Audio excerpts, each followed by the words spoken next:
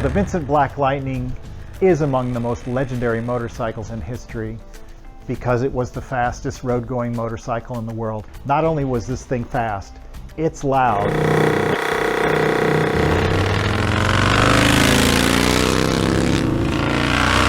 So this motorcycle was stored in pieces from about 1965 to 1998, when it was sold and completely restored using all the original parts.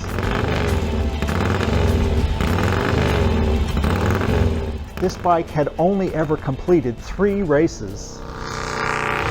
It's virtually a brand new Vincent Black Lightning.